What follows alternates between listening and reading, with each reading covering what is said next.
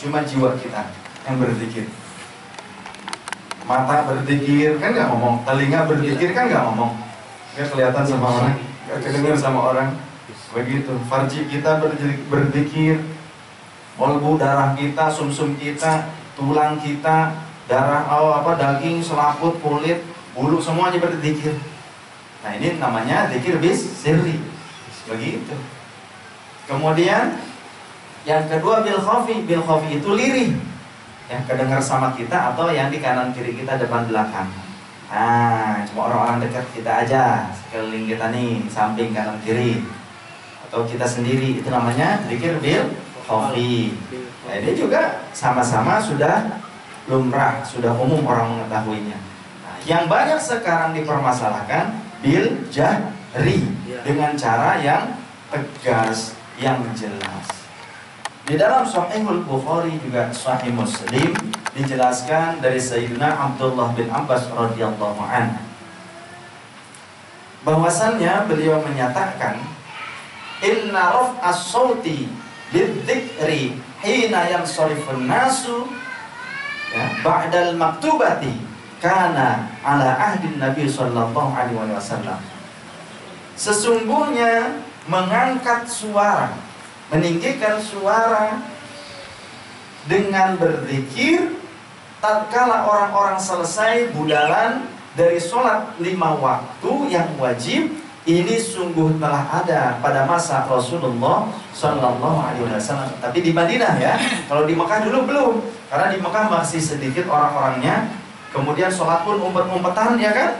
Sholat juga umpet-umpetan ketika di Mekah, karena masih diburu. Ketika zikir, berjalan kaki, zikir di lereng gunung batu, para sahabat karena curamnya Allahu Akbar, Allahu Akbar, Allahu Akbar, mereka berputar supaya tidak bertemu dengan kafir Quraisy, itu berputar. Mereka semua Allahu Akbar, Allahu Akbar. Ada beberapa orang, sekitar 8-10 orang waktu itu. Kata Rasulullah, coba pelankan suaramu, jangan kencang-kencang gitu. Kamu menyeru kepada zat Allah yang maha mendengar, yang maha dekat, ya, rendahkan suaramu. Dan pada saat itu perintah ini juga bertepatan dengan keselamatan kaum muslimin yang sedang diburu oleh kafir Quraisy. Tapi ketika Rasulullah sudah di Madinah, ketika umat Islam sudah banyak, sudah kuat, maka bagaimana? Mereka berzikir berjamaah bersama, ada yang dengan Rasulullah, ya. Kadang ketika Rasulullah sedang di rumah, turun perintah yang tadi surah Al-Kahfi tadi, satu ayat dalam surah Al-Kahfi. Kemudian Rasulullah keluar rumah, ikut berjamaah dengan mereka, berzikir bersama para sahabat, dan antaranya oleh sahabat Salman Al-Farisi dipimpinnya. Artinya juga ada pada masa Rasul. Dan metode yang 3 ini kita pilih sesuai dengan keadaan. Kalau sedang sendiri, ya kita sirri atau khafi. Ketika kita sambil ngobrol, ya sirri, gitu kan. Ketika sambil ngobrol nih sama teman-teman, nongkrong bareng, lain sebagainya ngobrol, kita pikir Allah, Allah, Allah, Allah. Tapi dalam kalbu kita, jiwa kita Allah, Allah, Allah, Allah, supaya hidup terus, ya. Nah, ketika kita dalam kesendirian tapi khusus zikir menghadap pada Allah, ya khafi, begitu, ataupun sirri, terserah. Nah, kalau jahri ketika kita berjamaah seperti ini, ya jahri. Tapi ada pula suatu riwayat, ya, bahkan bukan satu riwayatnya, ada beberapa riwayat bahwasannya Rasulullah sallallahu alaihi wasallam, dari Abdullah bin Umar, bahwasannya Rasulullah sallallahu alaihi wasallam bersama sahabat di malam hari ba'da Isya lah, ya, melewati masjid sekitar jam 9-an lah, sekitar jam 9-an mungkin kalau kita mah. Melewati masjid, ternyata ada terdengar suara orang yang merintih kepada Allah Subhanahu wa ta'ala. Orang yang sedang bermunajat dengan suara yang nyaring di dalam masjid tersebut. Kata sahabat yang menyertai Rasul, andai kata orang tersebut tahu sesungguhnya bila ia memelankan suaranya itu lebih baik baginya. Kata Rasulullah, da'hu, biarkan dia. Rasulullah ternyata malah menyuruh sahabat ini, diam kamu, ya. Biarkan orang tersebut, li'annahu awwahun, karena orang tersebut sedang merintih. Gitu. Apakah bukankah dia itu sedang riya, ya Rasul? Tidaklah. Walakinnahu awwahun. Tetapi orang tersebut sedang merintih kepada Allah Subhanahu wa ta'ala. Begitu, ya. Jadi nggak masalah. Dalam hal tersebut bisa memilih dari ketiga metode. Nah ini seringkali apa-apa bid'ah, ini syirik lain sebagainya. Ngaji juga enggak, begitu kan? Itu. Dan mengajinya jarang, ngajinya melalui internet doang, begitu. Buku doang, ini syirik, itu bid'ah. Ada lagi yang juga ternyata yang merupakan sunnah Rasul, yakni meminta doa kepada orang-orang soleh, kepada orang-orang mukmin, ya, sesama mukmin. Ini dianggap syirik. Datang ke orang pintar, syirik. Ya Allah, kasihan ini, ya, rektorat Unsika. Orang-orang pintar kan? Iya. Ini mahasiswa datang ke situ mau minta bimbingan, berarti syirik nanti. Mahasiswa yang meminta bimbingan skripsi kepada dosen berarti syirik. Karena ada orang-orang yang bilang begitu. Pokoknya setiap orang yang datang ke orang pintar berarti syirik. Kan ada begitu katanya. Berarti kita jangan jadi orang pintar Kenapa? Nanti kalau ada yang datang ke kita nanti dianggap syirik semua. Enakan jadi orang bodoh kan itu gitu mah. Apa kalimat ini untuk membodohi orang supaya pada bodoh, jangan jadi pintar, supaya tujuan atau misi orang tersebut lulus, gak ketahuan sama orang-orang pintar, maka ketahuan, benar gak? Dia menyatakan bid'ah sama orang pintar, maka apa bid'ah, ini sunnah, ketahuan, diem aja. Di depan diem, di belakang mah, kayak rayap, gitu lagi.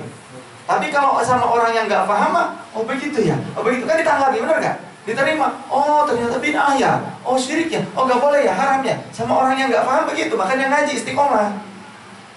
Ya, kalau kitanya pintar mah nggak bakalan kata siapa lu bid'ah, ya muka lu juga bid'ah, nggak ada sama Rasulullah.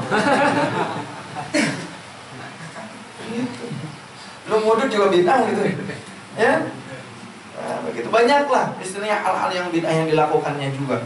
Seperti membaca Al-Quran sekarang kan ada titiknya, ada harokatnya, ada rasul ayatnya, ada pembagian juznya, ada terjemahnya. Dan Rasulullah nggak ada titik, nggak ada harokat, nggak ada tetek bengek yang seperti itu, nggak ada sama Rasulullah. Tapi kan digunakan, benar kan? Ya. Ngaji sekarang pakai mikrofon, apalagi sekarang sudah pakai ke YouTube lagi, ya, diupload di YouTube sekarang. Yang upload, yang enggak. Begitu. Wah, nggak macam-macam lah, macam-macam. Udah pakai infocus dan sebagainya. Apa itu bukan bid'ah? Bid'ah juga.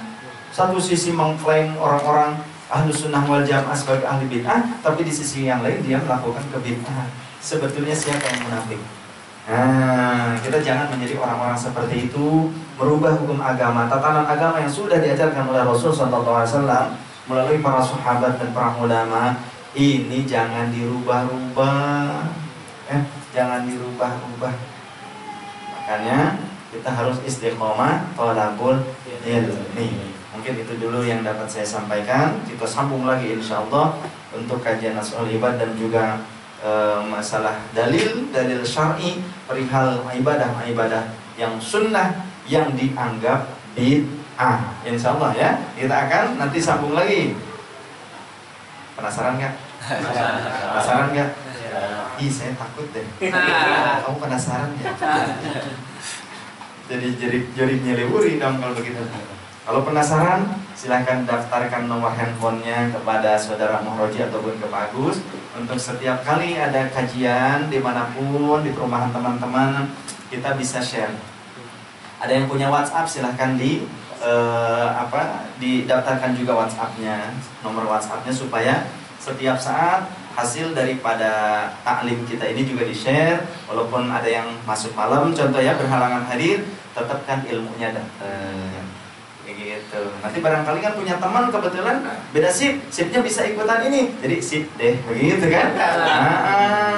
Kalau dua-duanya bisa jadi sip lah, begitu. Alhamdulillah. Subhanallah, alhamdulillah, wa la ilaha illallah, wa la haula wa la quwwata illa billah. Mohon maaf lahir dan batin. Insyaallah untuk kajian berikutnya fikih.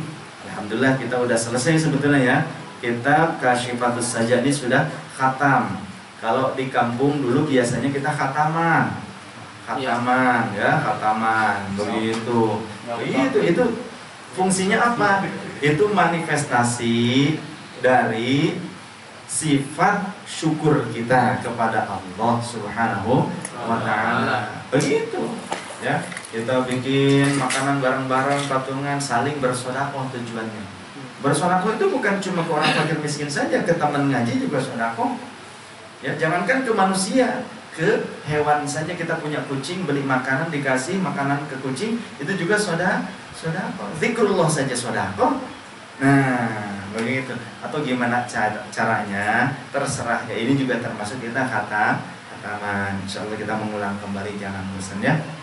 Insyaallah akan disampaikan kasifat saja oleh guru kita Al Ustaz Ayy Zakaria. Fadhilatatul Masykur.